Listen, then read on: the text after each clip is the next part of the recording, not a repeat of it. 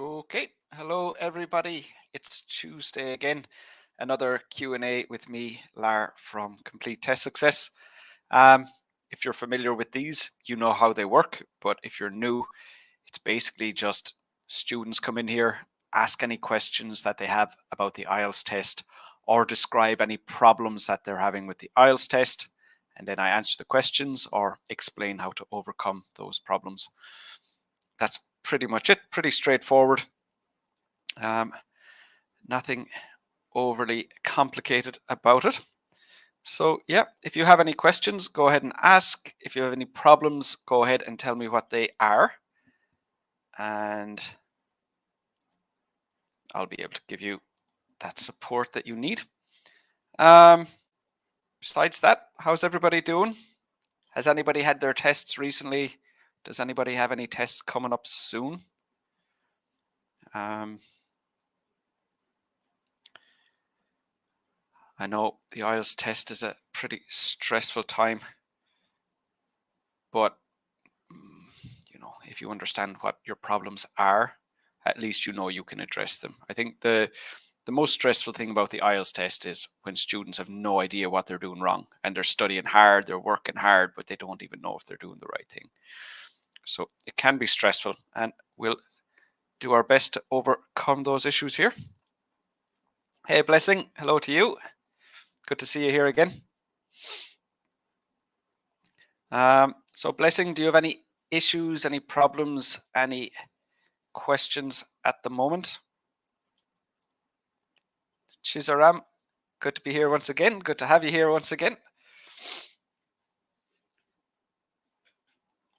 While we're waiting for questions to come in, let me just share a link.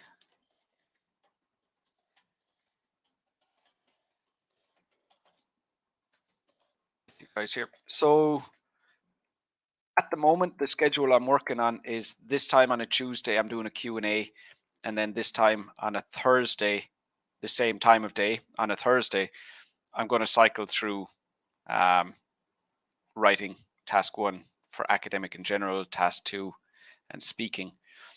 So this is more open to just whatever it is, just a broader discussion about IELTS, whereas on Thursday we'll focus on a specific aspect of IELTS. But I also have live feedback lessons on Zoom. Those are my free group classes. If you haven't already signed up for those, you can click on that link and sign up. And once you've registered, then you'll see the schedule. Those lessons are every week. And again, they cover reading, writing, listening, speaking, all aspects of the IELTS test. So if you're interested in sitting down with me and some other students on Zoom, those are free.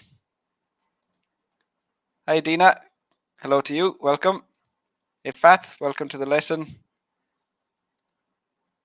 And Lam, hello to you. Chanda, thanks for this platform. My question is how to compress 150 to 200 words when comparing two charts. So the format's pretty much the same. Like, it doesn't matter any chart, whether it's one or two charts, you're doing the same thing. You're going to write the paraphrase, you're going to write the overview. The overview will be based on which one's increased and decreased, if there's more than one time period, or it will be based on highest and lowest categories if there is only one time period. Then in the details paragraphs, it's not so much about how many charts there are, it's more about how many categories there are.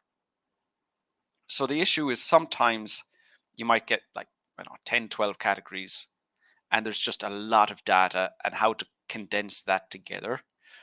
And it's more structures that you can use, using terms like respectively, so that you don't have to repeat information. Or also you can use ranges. So instead of saying, category A was 10, category B was 11, category C was 12, you can say, or let's say like A, B, C, D, E, and F were 10, 11, 12, 13, 14. So what you can do is say, categories A, B, C, D, and E range between 10 and 14. So instead of saying A was 10, B was 11, C was 12, you can put a range so that you're not specifically mentioning each one. But again, that just depends on how close they are. If there's a wide range between them, that's not suitable. So you don't really do anything differently if there's more than one chart. You have to adapt more in relation to how much data is shown. And then again, like I have lessons on Thursdays. I go through these on YouTube and Facebook, and then I have lessons on Zoom that you can sign up for. But it just depends more on the data and finding ways to group the data together so that you're not, explaining or describing each one in full. Ways to kind of group them so that you can condense the descriptions. The other thing then is like what key features you should focus on. So like, let's say, if there's only 3 categories, you would describe, or you would mention more data for each category than if there were 12 categories. So that's if it would be like a line chart, you would choose fewer points. So you have to adjust the number of key features that you would include depending on the number of categories as well. So just the more of them you do, the more comfortable you get. But always aim for about 180 words when you're writing your answer. And if you go like 200 is fine, 170 is fine. But if you're going way up and you're writing 250 words for your task 1 answer, then you know that you've included too much information, and just learn from that. Or if you only write 150 words, you know that you didn't include enough information. So you can calibrate, the amount of detail you include depending on how many words you've written for a given answer. So, in this case, it's do lots of practice, take a look at how many words you wrote, and adjust how much information you're including. And, you'll just get more comfortable with it the more you practice as well. Question on any modules? Yep. Anything at all based on IELTS. Blessing. Hey, Maravik. Hello, Seema. Good to see both of you here.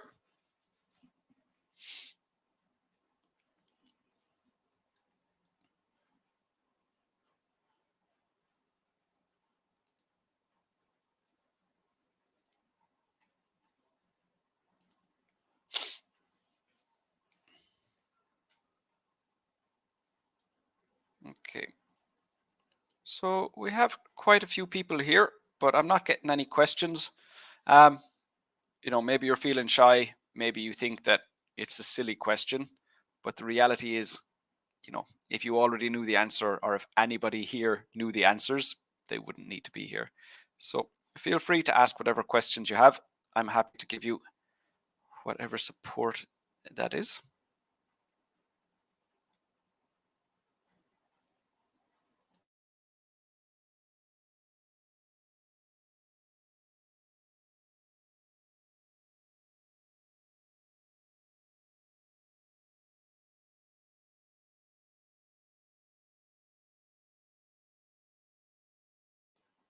Or maybe it's just the case that nobody has any questions today. That's fine too. If you don't, we'll just wrap it up a bit earlier than normal. I've scheduled myself for 1 hour to give you whatever help you need to answer whatever questions you have. But, obviously we can finish earlier very easily. Hello, Sha. Good to see you here again. Seema, I have a big issue related to time management. How can I prepare for IELTS in 3 months? So Seema, like, no 2 students will have the exact same path to achieving their IELTS scores. So the first thing is going to have to be like, prepare yourself for doing a lot of work. Like I've had students who, they said that they were too busy taking care of their families, or they were too busy with the job that they want to quit, but they're too busy with their job to study for the IELTS test. So they're not going to get their IELTS scores because they're too busy working in the job that they're going to quit when they get their IELTS scores. So they're allowing the job that they hate to stop them from studying on the IELTS test. And until they get their IELTS scores, they're not going to quit their job.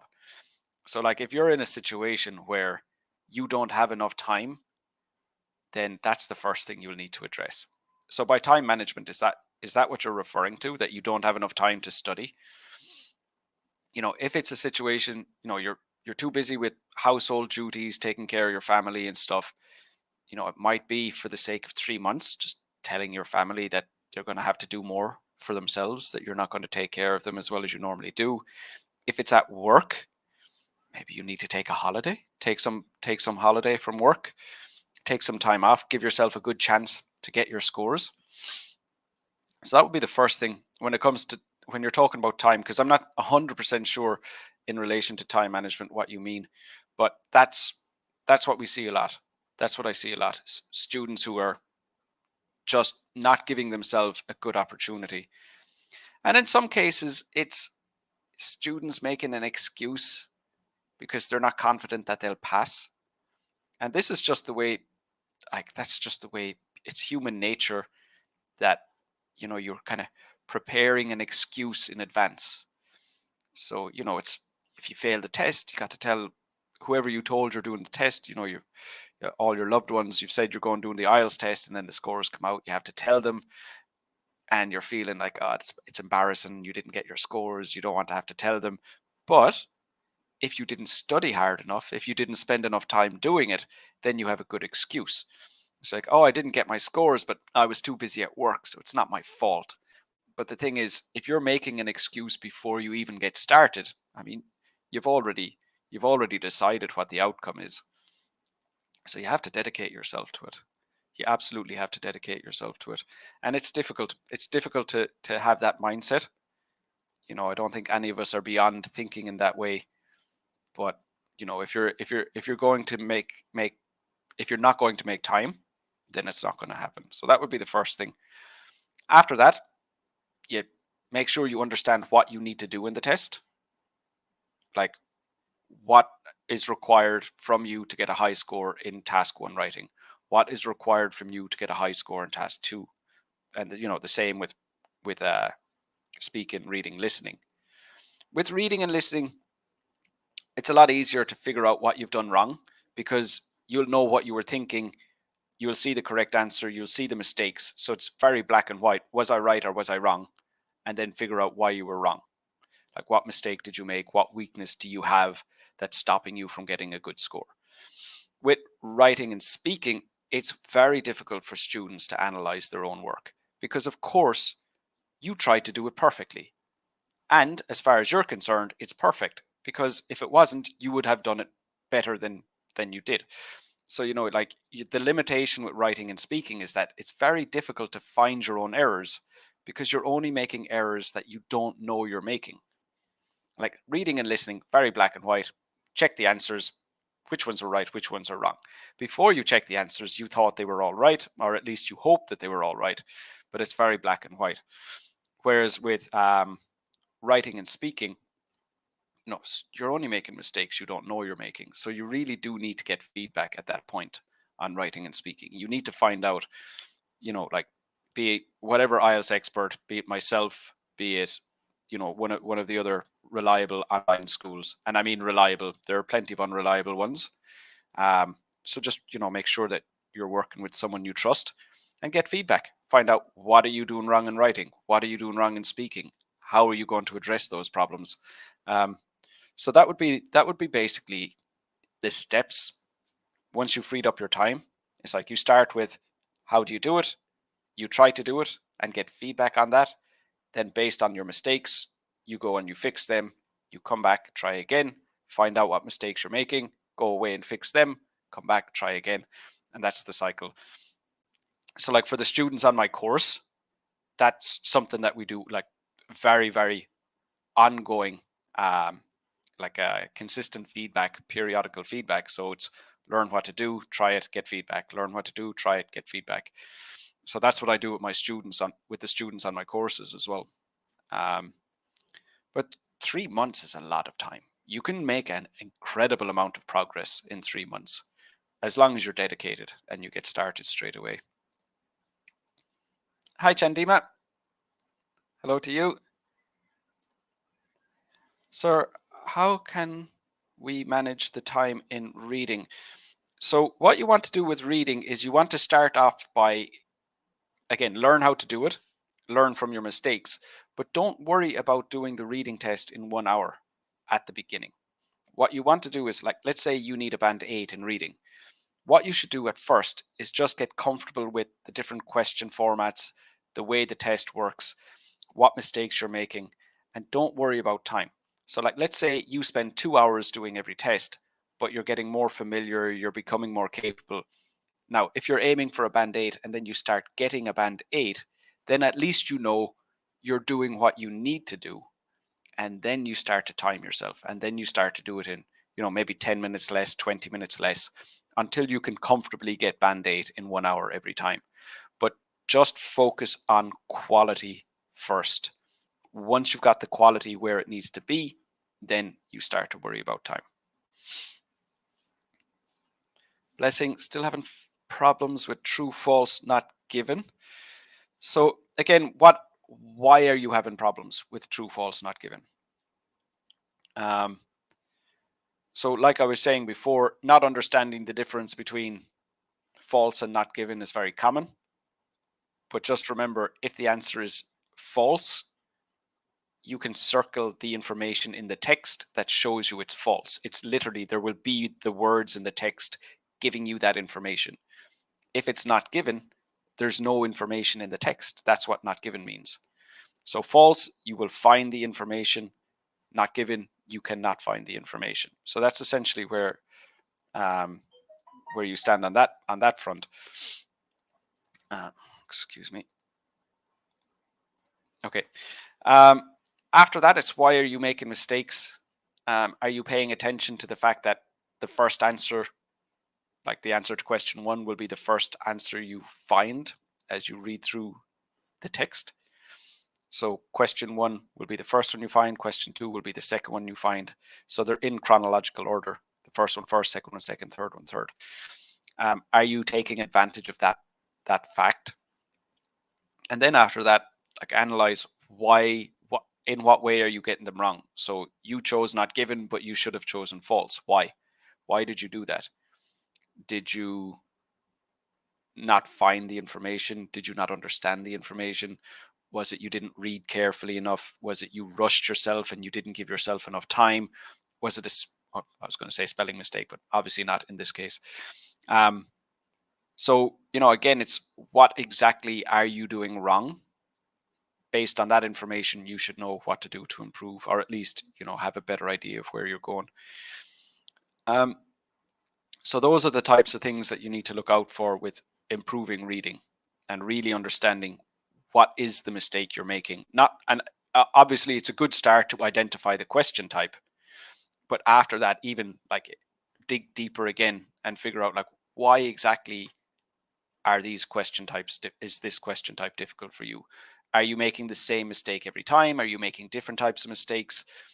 So really analyzing your incorrect answers is absolutely fundamental to improving your reading score. Hi, Sha.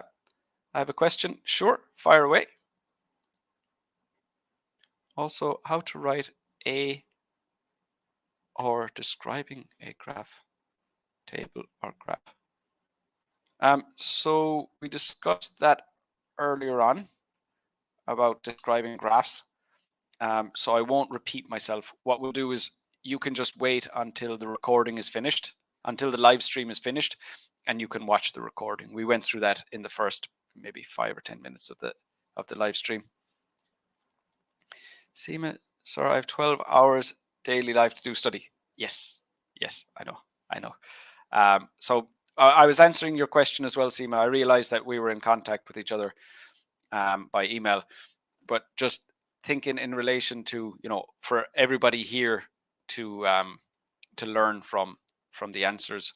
But with 12 hours a day for study, the thing about that as well is, how long can you study for 12 hours a day? Can you do that for 3 months? You'd be exhausted eventually. So obviously you want to do as much as you can, but if you're too tired and you're trying to study, you'll learn nothing. So like 12 hours would be too much. You wouldn't be able to focus for that many hours a day. But the advice would be the same. It's learn what to do, practice doing it, get feedback. Work on your mistakes, get more feedback. Work on your mistakes, get more feedback. Continue going until you're at the score you need. Book your test, get your scores. Hello, Adams. Good to see you here. Welcome back. Mohammed, hello, sir. I have good stock of vocabulary, but I seriously struggle in listening. Could you give some suggestions to me? So again, it's going to be down to why you are making mistakes. So is it that you have poor listening skills? Is it that you're very familiar with the American accent, but if it's a British accent, you don't understand? Is it your spelling? Like, for example, you spelled the word seriously incorrectly. So are all your incorrect answers, and you spelled suggestions as well incorrectly? So is the problem that your spelling is what's causing you to lose mistakes? And if it's spelling, then it doesn't matter. It's not that you need to improve your listening. You don't need to get more familiar with other accents. You don't need to do more practice listening tests. You just need to focus completely on your spelling. So it just depends completely on the exact source of your errors, understanding that and fixing your mistakes, and improving your scores based on working towards removing those errors. Okay. And Shah, I did a massive mistake in my writing task 2 in my real IELTS exam. I wrote I disagree, then I explained all about the opposite, and I'm afraid about the score. What might I get? I assume. Okay, so that is a problem. So we're talking about your opinion being unclear. So let me just share the band descriptors with you here. Okay, so these are the public band descriptors, and what that's going to affect is your task response score.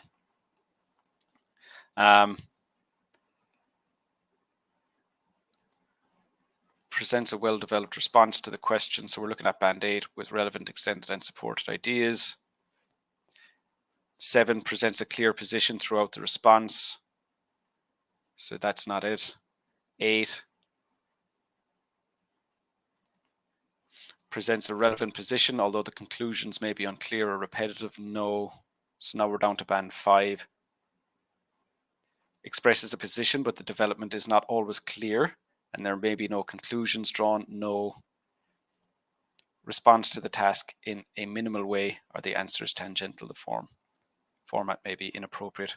Here, this is what we wanted. Presents a position, but this is unclear.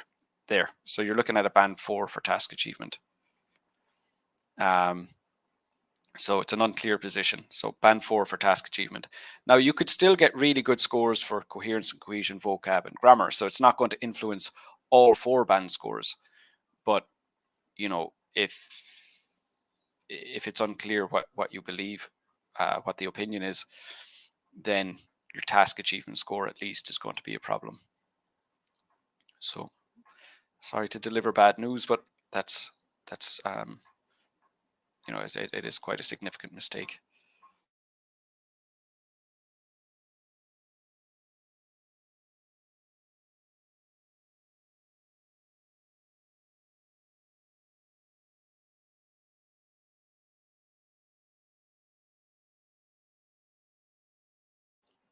Li Huang, do the advantages outweigh the disadvantages? Can I write only one advantage and one disadvantage? Isn't writing 2 and also explaining why the advantage outweighs the disadvantage too many to write? Let me read that again. Can I write only one advantage and one disadvantage? Yes. Isn't writing 2 and also explaining why the advantage outweighs the disadvantage too many to write? No.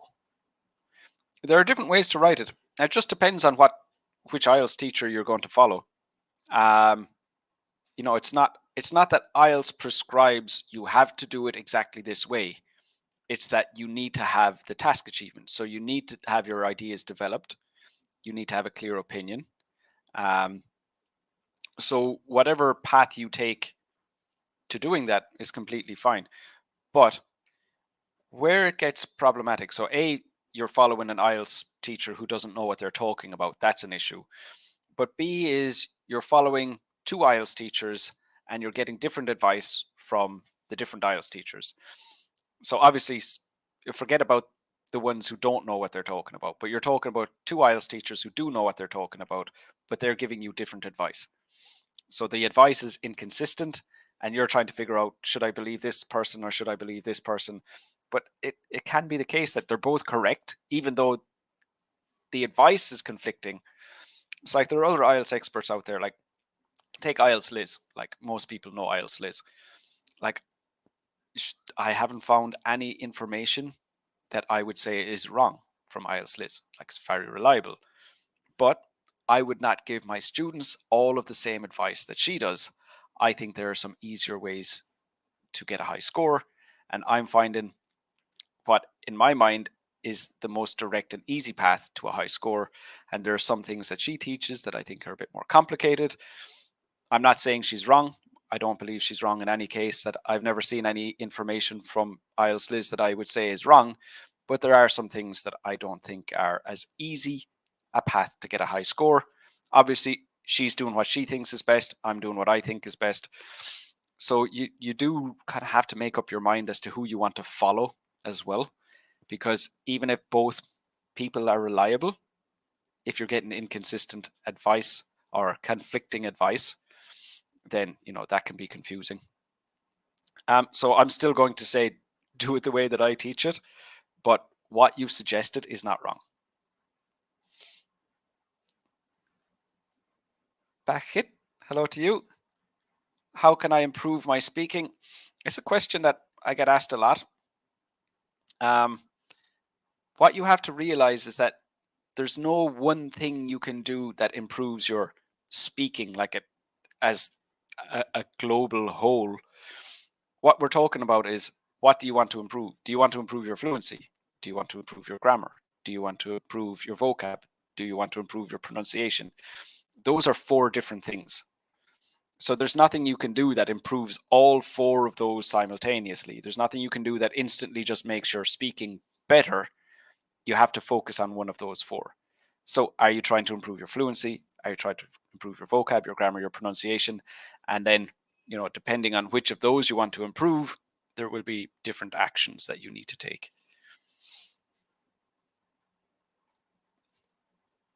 Blessing, you're very welcome. I'm not sure if I've given you new information, but let me know if you want to let me know like what specific mistakes you're making in the reading test. I'll have more advice for you then. Hello, Anna. Sir, difficulty true, false, and not given questions in reading part. So we discussed that. I discussed that with Blessing already. Maybe you asked that question before we had that conversation. But again, if you didn't hear it, wait for the recording. Wait for the recording, which will be available after this live stream finishes in about half an hour. Hey, Jervin. Hello to you. Good to see you again. Hey, Felix. Still waiting for results. Okay, best of luck with that. Let me know as well. Sir, I think so. Otherwise, I gave my best. I don't know what happened with me. Whatever I get, I will inform you. Good. It doesn't mean you're not getting your scores, but it would be hard to get a high score. But you've got, like in total, you're getting 8 band scores in writing. So we're talking about 1 out of those 8. So you still got coherence and cohesion, vocab, grammar for task 2. You've got all the band scores for task 1. So, you might still be able to pull it off. What I'd wonder is, did you write a plan? Did you write a plan or did you just write the essay? What I've found, and I feel very strongly about, is that if you write a plan, you're going to be able to analyze everything you're going to say in advance, and it's much easier to avoid those types of mistakes and the various types of mistakes that contribute to a low task achievement score. So not just your one, but like irrelevant ideas, vague ideas, going off topic, inconsistent opinion, like was your case. So all of those things. And it also results in better vocab and grammar scores, because if you plan your essay first, then when you're writing the essay, you're not trying to think of the ideas. You're not trying to analyze the ideas. You're just focusing on communication. So all of your attention is on vocab and grammar. So if you weren't writing a plan, hopefully you don't need to do the IELTS test again, but I would really recommend for you, anyone else listening, like, write a plan for task 2. It just makes everything much more straightforward. Why is writing only one advantage and one disadvantage correct? The question uses plural advantages and disadvantages. Because, okay, so there's one question type that says, one question type is, what are the advantages and disadvantages? And in that case, they're both plural. What are the advantages and disadvantages? So you've been asked, what are they? So you have to say what they are. But the question you're talking about is, do the advantages outweigh the disadvantages? So like which side is more significant? Or you'll have the question, are there more advantages or disadvantages? So again, you're trying to say which side is more significant. So normally, if it's a plural, it means that you need to include more than one idea for each side.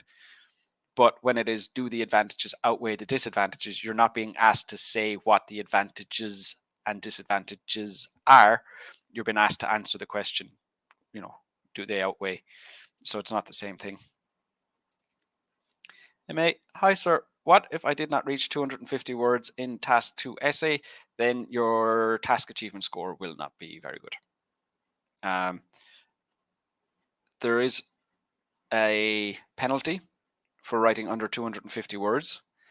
And then on top of that, your ideas won't be very well developed. So, it's going to be a lower score minus, the penalty as well.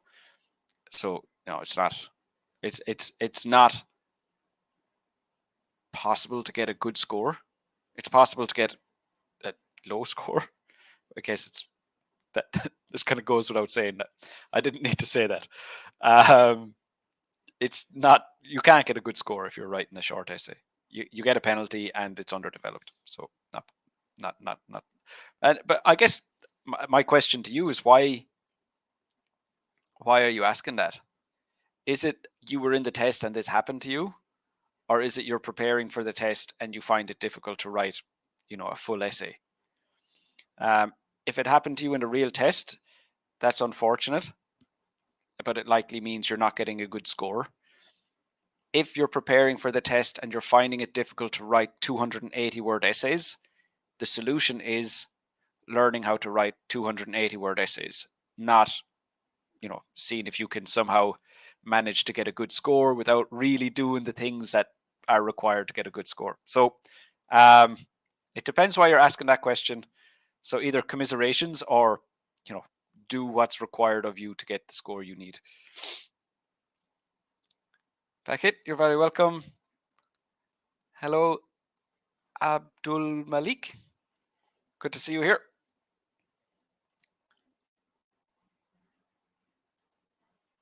Blessing, sir, in an essay question, should one stick on the advantage only, or the disadvantage can also be written?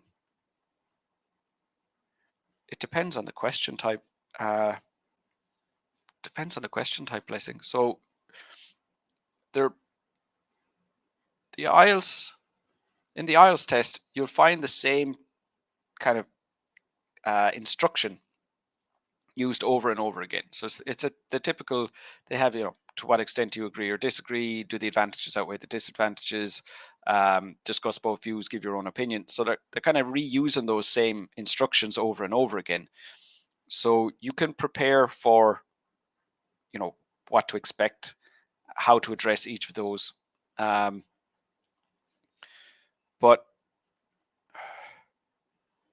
if you're not sure how to do that, so I was saying earlier on, like the kind of the stages of learning, like of achieving your IELTS scores, the first stage is learning what to do. And this is the type of thing that I was talking about. Like you should be learning what to do first, then trying it, and then getting feedback to see what mistakes you're making, and then you continue through that loop. But if you don't know what you're trying to do first, it's going to be very difficult, if not impossible, to get a good score. So you need to figure out what you're expected to do, then try to do it, then get feedback. But if you're going to try and if you're not going to find out what to do, there's no point in doing a test until you've done that. And like I was saying earlier, there are 3 types of advantage and disadvantage question. So you need to respond to those differently. So advantages outweigh disadvantages. Are there more advantages or disadvantages? And what are the advantages and disadvantages? So it just depends on the question type. Sir, do you mean that do the advantages outweigh the disadvantages, and are there more advantages or disadvantages are the same? The way that I respond to them is the same, except for the outline statement in the introduction. So I will just say, I believe the advantages outweigh the disadvantages because there are these 2 advantages, but only this advantage. I believe the advantages outweigh the disadvantages because there are these 2 advantages and only this disadvantage.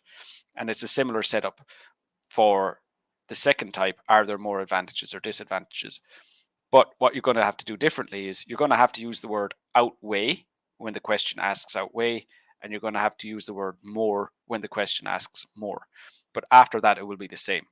So you'll have, 2 advantages and 1 disadvantage, or 2 disadvantages and 1 advantage, to support why you believe what you believe.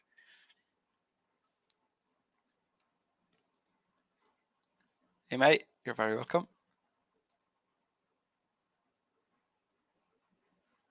Okay, so let me just quickly find a lesson for you guys. You seem pretty confused about advantages and disadvantages.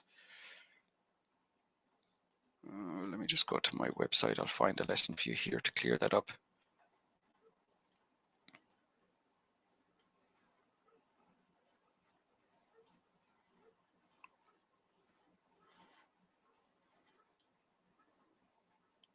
Okay, here we go.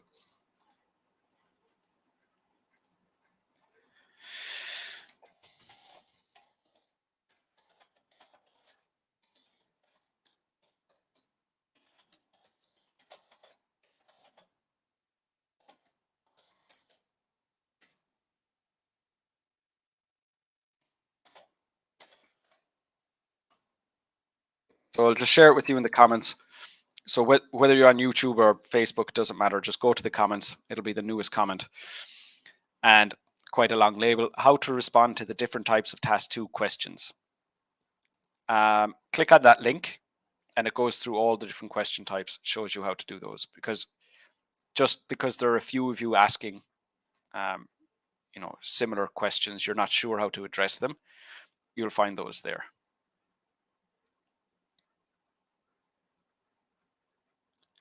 Okay, Alperen, hello to you. I've been watching your videos for a while and improved a lot. Great. You deserve more subscribers. Thank you. Question is, which mark do I get if I make some spelling mistakes in academic writing? It depends. The spelling mistakes, it depends how many of them there are. Like if they're a small number, you'll still be able to get like a band 7 for vocab. If you 2 or 3 small spelling mistakes. If you have a lot of them, you're probably looking at a band 6 for vocab. And then if there are spelling mistakes that are so severe that the reader, the examiner cannot understand what word you're trying to say, that would be a band 5. So it depends. There are, different tolerances, different scores depending on, the impact that your spelling mistakes have. 1 or 2 small mistakes, not a big deal. A lot of them, a bigger deal. And then they're so bad that communication has broken down, that has a big impact on your score. So again, Alperin, you're probably asking this because you make a lot of spelling mistakes, and the only solution is to improve your spelling. You should have a spelling notebook, a notebook for spelling, or like an online document where you write down all of the words you cannot spell and you learn them. The biggest problem, I mean, it's boring, but besides that, the biggest problem is finding the words you can't spell. So I'd recommend, using spell checkers, online spell checkers. You can use like Grammarly or Google Docs. You could use Microsoft Word if you have a computer. So just, when you're practicing your writing, you're practicing writing task 1, writing task 2, paste your answers into one of those word processors and let them show you what words you're spelling incorrectly. Keep a list of them. You have to keep a list of them and learn them. And that's really the only way forward. It's going to be an issue for your writing. It's going to be an issue for your listening as well. Getting a low score in listening is very realistic if you can't spell the words. So even if you heard the answer, you know the answer, the listening test is going to penalize you for the incorrect spellings. So that's something that you definitely need to work on, if that is the case. I assume it is the case because you probably wouldn't be asking otherwise. Mohammed, in the speaking module, if I don't stay consistent in pronunciation, I mean some words in British pronunciation, some in American pronunciation, does it affect my band score? No. I don't think anybody would even notice that. If you're pronouncing the same word differently, so if you're saying adult and then adult and then adult and then adult, and you're mixing up your own pronunciation of one word, I think that would affect it. But in general, no, it doesn't matter. It doesn't matter, to be honest.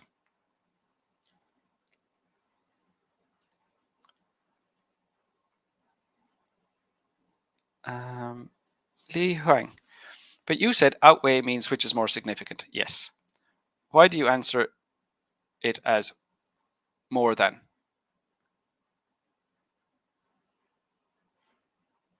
I don't know. I wouldn't say more than. Maybe it was whatever I said a minute ago wasn't accurate, but I wouldn't say more than. I would say the advantages outweigh the disadvantages, or the disadvantages outweigh the advantages. So if the question says if the question says outweigh, use the word outweigh in your answer. That's what I would say to do. If I made a mistake earlier on, that was just a slip. That wasn't intentional. If it says outweigh, you say outweigh. If it says more than, you say more than. That's it. Alperin, in fact, I'm anxious for doing them. For instance, what happens when I forget to use S in plural forms? So Alperin, what is this about? We were talking about spelling mistakes. Yeah, but S for plural form isn't a spelling mistake. That'd be a grammar mistake. That wouldn't be counted as spelling. That would be counted as grammar. So you said, like, two cat instead of two cats. That's grammar. That's grammar.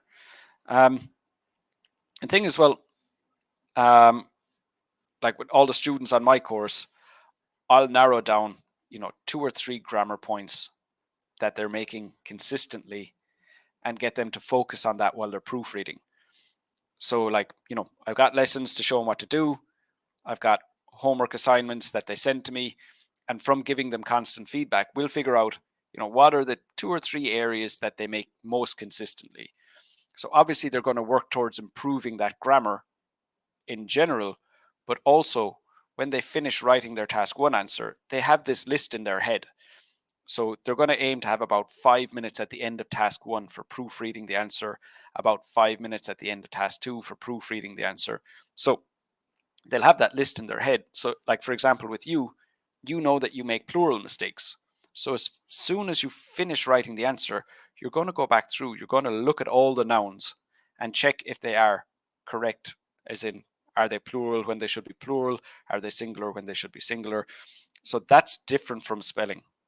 That's not the same issue. And again, you need to address those separately. So if you're making spelling mistakes, keep a notebook about spelling. If you're making grammar mistakes, work on improving that by better understanding how the grammar works, and also try to reduce the number of errors you're making by proofreading your answer at the end. Does bad handwriting affect the band score in the writing module? No. If it's so bad that the examiner cannot understand the writing, it will affect it. But to this day, I have never once seen an instance of the writing being so bad that the examiner couldn't read it. But if it's so bad that the person can't, like the examiner can't read it, that's a problem. But in general, it's not an issue. In general, that's not something that happens. But if you've got terrible handwriting, do the computer-based test. You know, if your handwriting, like I was in university with a guy, lovely fella, like really really nice guy, but he would make notes. He would make notes in university that he couldn't even read himself. Like when he'd look at his notes later after the lessons, after the lectures, he wouldn't know what he wrote. So I mean, if your writing is that bad, then the answer to your question is yes, it will affect your band score. But in general, if it's just not, it doesn't look nice, that's not a problem. It doesn't need to look nice. Sir, may I know your nationality? Sure, Tasnim, I'm Irish, from Ireland. Arlene, Sir Ryan, how to make a plan in essay task 2? Yeah, so just put down your main ideas. So first of all, you'll need to know how to analyze you'll need to analyze the question. You'll need to know how to respond to the different question types. So I shared a link with you earlier on here, how to respond to the different question types in task 2. So look at that first. So you know how to respond, you know how many main ideas you need. Then you're generating main ideas and you write them down. You check if they're relevant and you check if they're specific. If they're irrelevant, you remove them because they shouldn't be there. If they're vague, if they're not specific, you need to think more deeply about what that idea is. So an example of a vague idea that a lot of students have is like they'll say, like whatever the question is about, like what are the advantages of bicycles, whatever. And their main idea will be, oh, it's because they're convenient. But an idea like convenient is too vague because the reader won't know what you're thinking if your idea is vague. But if you say, why are they convenient? Oh, they're convenient because you don't have to fill them up with petrol. They're convenient because you don't have to pay for parking. They're convenient because whatever it is. But if you have a specific idea, you can use it. So if you have a vague idea, dig deeper, discover what the specific idea is. If you have an irrelevant idea, remove it from your plan. After that, once you have the number of ideas you need, as in you need 2 ideas and you have 2 specific relevant ideas, then you just consider how will you explain and how will you exemplify those. So just put that down. It doesn't have to be a lot of words. Be somewhere between 20 and 30 words would be a full essay plan. Then after that, you've got all your ideas ready. You know all your ideas are appropriate, and you just write out in full. You write your introduction, body paragraphs, conclusion. So you just follow that. Yeah. So that seems to be it.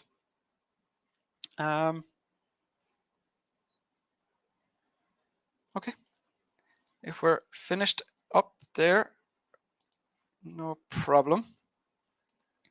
I think what I find a lot with a lot of students is, I don't know, just tell me actually, seeing that we're here, is what I find with a lot of students is they don't believe that they can get their IELTS scores. So there aren't that many of you left here now, but can you tell me, like, when you see other people getting their IELTS scores, do you think they're lucky or do you think they worked hard enough? Like, do you think you can get your IELTS scores if you work hard enough, or do you think for some reason that it's not possible for you? Do you think you would never be able to achieve your IELTS scores because you don't have the talent or the skill, or do you just let me know in general, like, how do you feel? Do you think if you dedicate yourself to it and do enough work that you will definitely get your score? Or do you think in the back of your head that you'll never be able to do it? Because I'm getting that impression more and more from students that I'm interacting with, is that they would love to get their IELTS scores, but they don't genuinely believe that they can. So just for the few of you that are here, how would you say you fit into that category? Do you know you can get your scores? Like I'm very aware that, like, I've seen students go from having really, like, I wouldn't say really bad English, but having really poor level in relation to the score that they needed. I've seen students work 2 years towards getting their IELTS scores, and they get their IELTS scores. It took them 2 years, but they decided at the beginning that they were going to do whatever it would take, because I've had, like, doctors who wanted to go to live in the UK. I've had, like, engineers who wanted to move to Canada, move their families to Canada, wanted to improve, their family's life, or, wanted to do a master's and, really love the subject and wanted to make sure that they get to do that master's.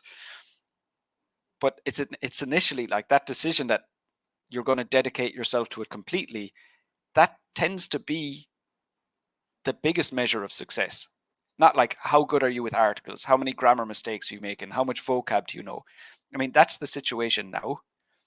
But if you feel you can't achieve your scores, I think that kind of holds you back in a very big way.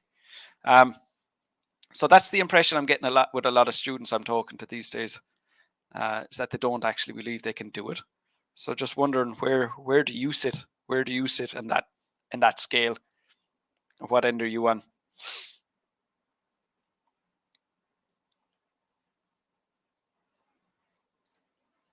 Arlene, you're very welcome. Seema, so I have a problem in ideas of task 2. How can I overcome this problem? So again, it's about understanding, why are you having issues with this?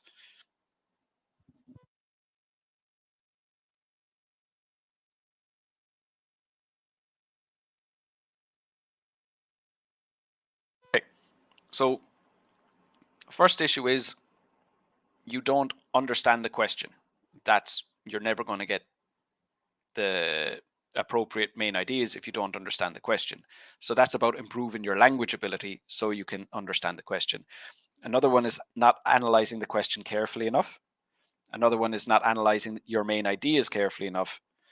But it's rarely that people can't think of ideas. It's normally that people aren't competent in determining if their ideas are relevant and if their ideas are specific. And again, when I'm talking to students on my course, like, very, very often at the start of the course, they're just like, many of the ideas are relevant, they're vague, they're not really sure what they're trying to do. But after enough cycles of, me saying, it's irrelevant because the question was about this, it had these 2 words, but you only focused on this word, you're not taking the full context of the question into account when you're developing your ideas. And then they're seeing, like, okay, I've made that mistake, I didn't look at the full context of the question. And then maybe they make the same mistake again, and then it's the same feedback, and then the next time they're like, okay, I've made that mistake twice, I have to stop making that same mistake. And they spend more time analyzing the question, they spend more time planning the essay. So again, it's about specifically why you are not analyzing, you are not generating appropriate ideas and addressing that issue. So it will be one of those issues, but knowing which ones, very helpful. Sir, I really have a lot of vocabulary, but when I want to speak, I feel it is disappeared. Could you give me advice? So that's a fluency problem, and you just need to practice speaking in English more often. That's typical. That's a typical fluency problem. That's essentially what poor fluency is the words don't come when you need them. And it's just about exercising that muscle, getting more and more comfortable with speaking. And the more you do it, the faster the words come. So that's what you need to do. You thought your vocab isn't enough? I mean, that's no problem. You just need to address it. I mean, it is a problem, but it's not a problem as long as you acknowledge the problem and take the action that you need to take. Working and practicing enough, definitely you'll get the required score. 100%. 100%. Yeah. Yeah. The only people who don't get their scores are the ones who quit. The ones who quit before they got their scores. I'm 100% sure, as long as you stay working towards it and taking action on the mistakes that you're making. I mean, it is important to get feedback on your writing and your speaking, because, like, let's say you have a problem with grammar and you just keep on focusing on fluency. I mean, you need to focus on the right things, but with the right guidance, absolutely anyone can get their scores. Yep, there you go. Good. Blessing, I can get the scores. I've done it with general IELTS. Great. With less practice and exposure to materials and tutorials. Yeah, there you go. So the only real difference is the texts in reading and the writing task 1. So just make sure you address those. Sir, it's possible nowadays to score 7+ in writing if one has all the skills. Yeah, absolutely. Absolutely, Jakub. 100%.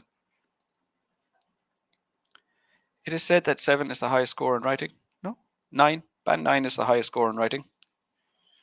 But 7 is normally the score that students need. Some students just need a 6.5. There's a big jump from a 6.5 to a 7. There's a big jump from a 6.5 to a 7. And even like when you're going, like, you can get a 6 or 6.5 without fully understanding the requirements of the IELTS test. But when you're aiming for a band 7, you can't just go and do the test and hope for the best. Your vocab and your grammar are not going to get you a band 7. It has to be your vocab, your grammar, and your task achievement, and your coherence and cohesion. So you really need a very deep understanding of the test once you're getting to band 7 for writing. But right now, using available materials and tutorials to get higher scores. Good. Yep, sounds good. All right, that's all we have time for today. Let me share that link with you again for my lessons on Zoom.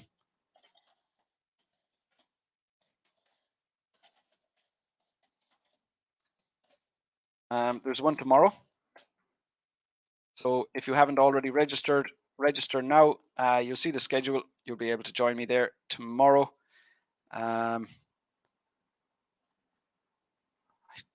actually don't remember what part of the test we're focused on tomorrow, if I'm very honest with you. But it won't take me long to find out. Tomorrow we are focusing on academic writing task 1. I work as a HR assistant. Do I need the IELTS test? If nobody has told you to do the IELTS test, then you don't need the IELTS test. It's not something that you would just do and then maybe you'll need it. It's somebody has told you you need the IELTS test. So it might be, you're moving abroad and the immigration office said they want an IELTS test, or you're studying abroad and the university said that you need an IELTS test, or you're applying for a promotion at work and your HR department said that you need an IELTS test. But if nobody is telling you to do the IELTS test, don't do it. Don't do it. It's a lot of work and it's a lot of effort, and it's worth the work and it's worth the effort for the reward, for the doors that it will open for you. But if you're not trying to open any doors, just don't do it. Just focus on improving your English if you want. Sir, advise me, please, what course I need to enroll in to get a 6.5. So my course is mostly aimed towards students who need band 7 and higher. But what you need to do in the IELTS test is the exact same. Let me just share this with you here.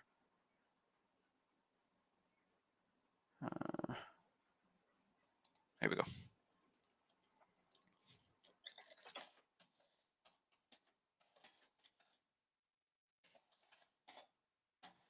Right, I've just labeled it IELTS courses and services.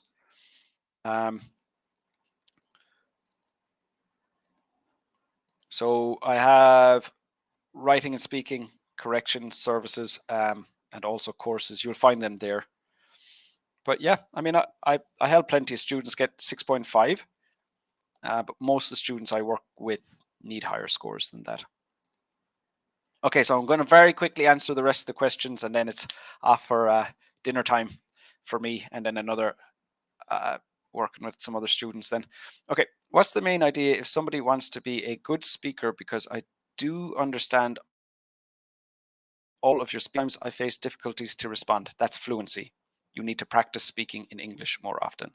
One thing that students get confused with is they think somebody needs to hear them, someone needs to listen to them. Nobody needs to listen to you when you're improving your fluency. You just need to practice speaking English more often. And if you're doing it by yourself, that's fine.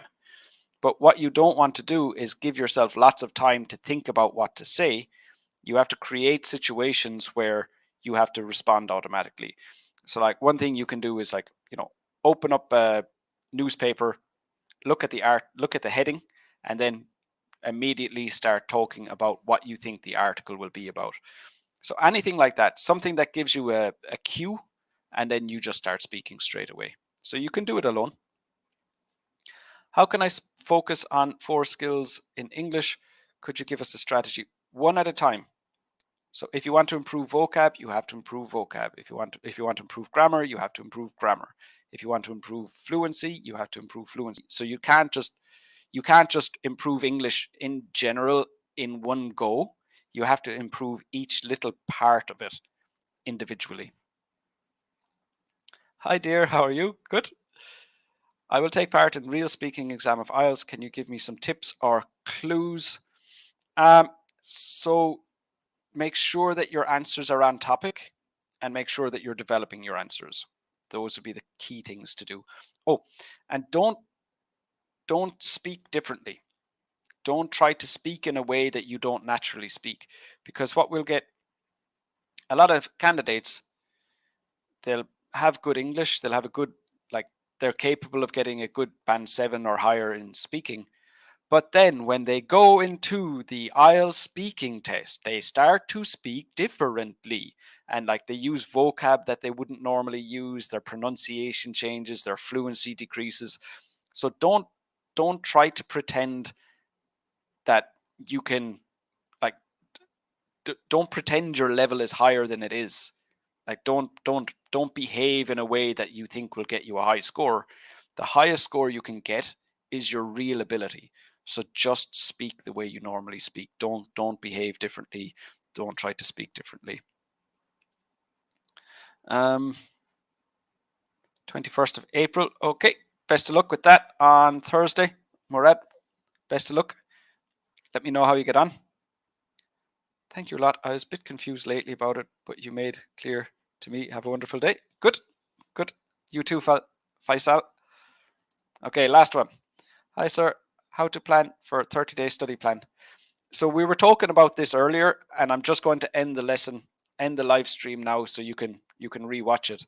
But it's basically find out what to do, find out what mistakes you're making, and then address those mistakes. Those are the key steps that you want to take. Okay, so if you've signed up for my live feedback lessons on Zoom, these ones, I'll see you tomorrow. I'll be back on Thursday with another live stream, so I'll see you then. If you have any questions, here's my email address. Feel free to contact me there. Okay, take care, everybody. Best of luck to those of you who have your tests coming up, and enjoy the rest of your weeks.